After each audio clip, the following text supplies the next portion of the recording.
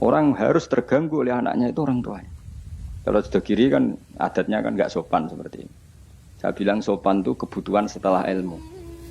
Menurut ilmu adalah anak yang harus diganggu anak itu orang tuanya, itu menurut ilmu. Sopan itu kok sih, bakas kok sih. Nomor loro telu. Aturan ilmu ditegakkan dulu. Bahwa yang jadi korban anak harus orang tuanya. Ketika anak ingin uang harus orang tuanya yang jadi korban. Jangan orang, itu ilmu. Yang kedua kalau kita baru bicara etika. Nah iso jaluk pas tangi masalah ini bocah. Lah nak nuruti etika aku yo duwe aku yo pas aku seneng pas apian. Akhirnya bojoku nurut karena bojoku ya keluarga kiai suka ilmu. Saya gede-gede ge mari piyambak. Anggere gede-gede ge isin piyambak mari napa. Piyambak. Tapi kan jelas bocah iki utang jasane mbek wong tua. Bahkan saiki sudah gede mikir bapak ku apik tenan turu tak gawe gak tersinggung.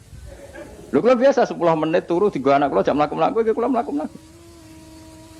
Berapa kali saya ngaji terlambat 10 menit, 5 menit gara-gara anak kula nembe dugi lunga, biar jam mlaku-mlaku tak turun.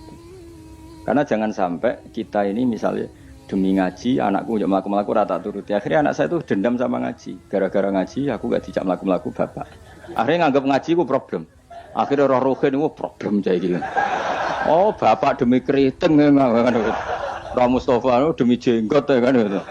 Kan panjang. Akhirnya roh rai-rai iki rai trauma kan. Nah, itu kan gak bagus. Tapi nak tetap melaku-melaku, nggak wes pas melaku-melaku tetap ngaji. Anak itu punya kesimpulan. Ternyata saya masih nomor 1, keriting nomor 2. Keritingnya ya maklumi nak waras. Umpamanya aku ranai kan. Makanya saya itu dugaan saya. Kenapa Rasulullah ketika beliau sujud Hasan Husain ini menganggap Rasulullah tiga jaran-jaranan. Cara Jawa tiga apa? Terus wah ditumpahi be Hasan, si masyhur itu Hasan. Ya tentu Hasan Husain tapi sing ning riwayat itu Hasan. Iku Rasulullah lama sekali sujud. Sampai sahabat itu karena saking dekatnya wahyu, zaman itu cara berpikir ahadasa fihi syai'un atau ahadasa fin nabi syai'un. Apa nabi ada wahyu baru sehingga sujud selama itu. Jadi sahabat belingu ya penting. Akhirnya orang sing ndak ya rugen-rugen niku udah enggak. Mergo sujudnya agak wajar apa? Kan Nabi kan tentu istiqomah, biasanya 2 menit ya 2 menit, biasanya 1 menit. Ini kok sampai 5 menit semua. Akhirnya sahabat sing gak terima ndak. Iki ada wahyu baru bahwa aturan sujud harus selama itu. Doang. Jebule ono Hasan. Oh, iki to perkarane. Tapi baru kayak sahabat beling iki ono riwayate. Cara dekne ra nginceng. Jadi kadang beling ya penting. Tapi sing beling ben sahabat. Mergo tetep akeh ganjarane. Iki ora usah salat dangak-dangak ngono ora usah. Kau belingi sahabat paling ngono belingmu kebablas. Akhirnya Nabi ngendikan, tadi saya sujud, sebetulnya saya ingin standar, ingin istiqomah, tapi ada cucu saya. Alasannya Nabi, ben putuku ramangkel be aku. Jangan sampai kebaikan itu jadi problem bagi anak cucu kita. Coba misalnya Nabi kiai-kiai nyara saiki. Cah cilik tok ora usah masjid biasane. Tuh, nek ana cah cilik teko jare karena khotibe tersinggung, pidato ora dirungokno. Dia momen jadi khotib kan iki. Ngono kok diganggu apa? Biasane sing ngamuk khotib. Dulu pernah beberapa masjid itu kayak pengumuman anak kecil kan. Iku sing nglawan kula tangan gitar kok. Ben dolanan nang masjid. Dolanan germa malah kowe sebab bingung. Ngrame ya ya gak gue khutbah, gak penting syarat nukun. Secara aku ini bisa penting, kalau cuma ada rata meneliti. Tapi yang saya pastikan gini ya, secara ilmu itu muqaddam alal adab. Ilmu itu harus didahulukan alal adab. Ada hal-hal tertentu yang menang adab, tapi yang ilmu yang tidak wajib. Tapi nah ilmu fardhu ain pasti menang.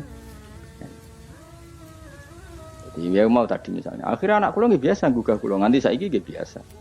Sing terutama sing alit, nak sing gedhe nggih isin dhewe. Karena tadi bojo kula tak omongi ngono, nek ape lunga tadi kepentingan harus gugah saya ya gugah. Yang harus diganggu seorang istri adalah suaminya. Supaya aturan main itu jelas. Lho mbak dalam saya saja berani gugah saya karena tak atur mbak dalam saya yang bagian ibu tak kaidah kali ibu gerah saya di rumah gugah totok om. Jika supir kula ya wani. Karena itu kaidah. Jangan sampai misalnya ibu gerah jam 1:30 karena etika nunggu Gus Bak wungu misalnya. Itu kan parah terus akhirnya sampai subuh. Jadi ilmu itu harus muqaddam apa? Bahwa ibu itu segala-galanya.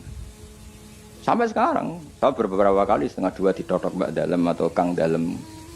Gus ibu gerak ini, saya bangun langsung bawa ke rumah sakit atau gimana. Etika itu badal ilm. Jadi ketentuan ilmu itu nomor satu. Iya, gue cukup anak kiai kok delok TV itu rasa etika. Gitu. Tapi mesti mbok pikir gak delok ning omah tapi delok ning tangga. Apik diganggu wong tuane mek ganggu tanggane. Lho ganggu tangga misalnya, tapi tanggane seneng. Misalnya wong ibu-ibu kok pendelok angling darmo, anak ndelok teletabis, ya kan ora sambung.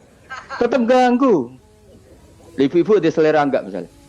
Misalnya kok pendelok sinetron, anak ndelok teletabis misalnya. Ayo, Mustafa delok film ISIS. Ya kan jenenge wong kan selerane beda-beda. Naruh kan delok bolot misalnya kan. Wong aku es kiai, kecelok wong alim. Seneng delok TV nganti saiki ya mak lampir. Mergo ora mikir, aku pokoke seneng delok TV ora mikir. Bojoku ya eskal. Nah, cawe itu kan seneng delok film wong ayu-ayu, mergo delok penampilane. Nah, aku seneng delok mak lampir, Angling Darmo sing lucu-lucu. Sing lucu sing mokal dadi karwan ra tak pikir ngono. Mergo aku tahu dikeluwi kiai delok sinetron, ana pemeran sebagai ustad. Terus ustad iku fatwa ning TV dipikir ndak tenan fatwa iku. Lha sinetron kok mbok pikir. Sing merano ustad iku. Ya sing merano ustad kan kadang fatwa gitu. Lah kiai iki delok tersiksa mbek fatwa ustad iki. Tak dikon, "Ulun tersiksa Gus mbek fatwa ustad ning TV." Ustad sapa? Pemeran ustad. Lah nama lampir kan gak mungkin dia mikir fatwane mak lampir. Tapi setan wis setruk. Kok ngenteni ngekek was-was aku coba tak tinggal delok mak lampir. Aku ngerti kok setan wae was-was aku ngerti. Tinggal ada mangkel ya. Pemene setan ning gambar iku luwih ngeri. Jadi setan jangan kurang ajar tenan. Jadi orang-orang alim itu diridu. Termasuk koyo Mustafa Kabel sing ngaji ning kene kabeh. Cara zaman akhir sing alim tak sebut ngalim. Jadi misalnya ke sholat itu kadang setan ngridu ngene, kowe sholat ora mesti ditampa pangeran. Terus kita kadang menyesali masa lalu, sholatku, posoku ora mesti ditampa pangeran. Iku setan. Ngridu niku setan. Kowe kudu mbok lawan, ditampa ora ditampa itu kenangan terbaik saya sebagai hamba pernah sujud, pernah sholat, titik. Kayak apa buruknya kita ketemu Allah ora tahu sholat, ora tahu sujud. Wes ora ditampa lah. Lah aku malah tak lawan kadang setan. Beneran ora ditampa. Pek kowe ngono sholat gua. Mungkin ora tau sholat, pek-pekan sholat gua. Karena setan mau kepinginnya supaya orang menyesali atas kesalahan di masa lalu. Kayak apa? Belum tahu soleh kok getun. Tugale kok ngene lho contoh ning fisik. Aku ngrumat cah yatim secara ikhlas. Mulai cilik bareng gede kuliah dadi wong lali aku. Bareng lali aku terus aku getun ngrumat cah iku ternyata gak bales jasa. Lu kamu ngrumat dia secara ikhlas itu dadi ana wakafilul yatim kahateni fil jannah. Kok malah kowe saiki dadi murahan arep-arep dibales jasa hanya karena tamak kamu, anak yang kamu rumat sekarang jadi menteri misalnya. Cek goblok. Ikhlas kamu itu janjine swarga, tamak kamu iku setan. Kancanan wis seringe ngono, kancanan pondok ikhlas melarat ikhlas, bareng kancane sugih utang ra oleh, asal dhisik kanca aku saiki kok medhit mbek aku. Itu tidak perlu seperti itu. Masa lalu kita yang ikhlas itu masa lalu yang luar biasa. Nah, tapi setan kepengen batalno ikhlas di masa lalu. Makanya di Ikhya itu setan saking kurang ajar. Ikhlas semis kliwat itu udah adik. Nah, zaman kue goblok kan mesti ikhlas loh. Nah, cara Mbah Mun guyonane santri mbek kiai ku ikhlas santri. Mergo santri ku nyucup kiai sapa ikhlas.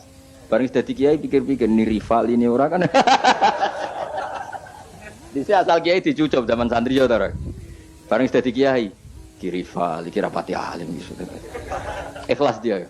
Kelakuanem lha apik endi kan. Kamane kok angel temen nerangno.